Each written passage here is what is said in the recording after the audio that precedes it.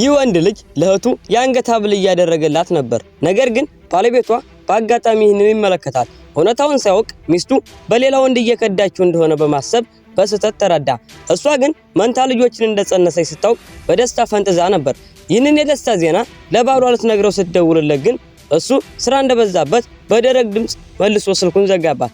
ነገር ግን ከጥቂት ሰከንዶች በኋላ ባሏ ከፊቷ ይከሰታል ተብሎ አልተጠበቀም ነበር።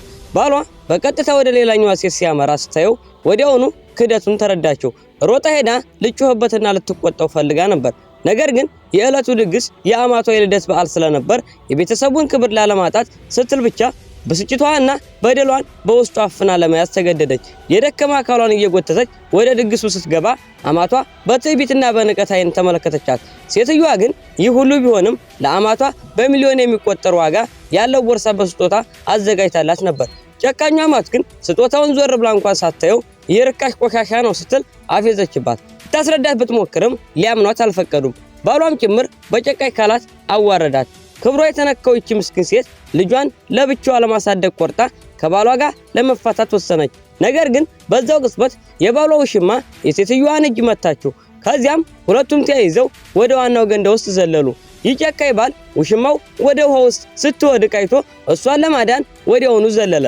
ነገር ግን በዚያ ውሃ ውስጥ የነበረችውን የገዛ ሚስቱን ዞር ብሎ እንኳን አላያትም ነበር። አንድ እንግዳ በተሰጠው ማስጠንቀቂያ ነው ሚስቱን ያወጣት። ክፉዋ ውሽማ ግን እሷ ናት ወደ ውሃው የገፋችኝ፣ በማህፀን ያለውንም ሕፃን ልትገድልብኝ ፈልጋ ነው ስትል ወነጀለቻት። ሴትዮዋ እውነቱን ልታስረዳ ብትሞክርም በቦታው የነበረ አንድም ሰው አላመናትም። በቁጣ የገነፈለው ባሏ በጭካኔ በጥፊ ይመታታል።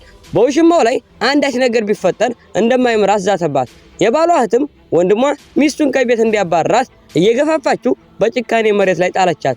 ነገር ግን በዚህ ሰዓት ሴትዮዋ በደረሰባት ድብደባና ድንጋጤ ጽንሱ እንደወረደባት ጨርሶ አላወቁም ነበር። እሷ ግን በማህፀኑ ያለውን ሕፃን ለማዳን ስትል ለእርዳታ ወደ ሐኪሙ መሬት ለመሬት እየተሳበች ሄደች። አማቷና የባሏ እህት ግን ዝም ብላ የምታስመስል መስሏቸው ነበር። ባሏም ለምክንያት ማካበድሽን አቁሚ እያለ ይጮህባት ነበር። በዚህ መሃል ስለ እርግዝናዋ ልትነግራቸው ስትል በድንገት ስልኳ ጠራ።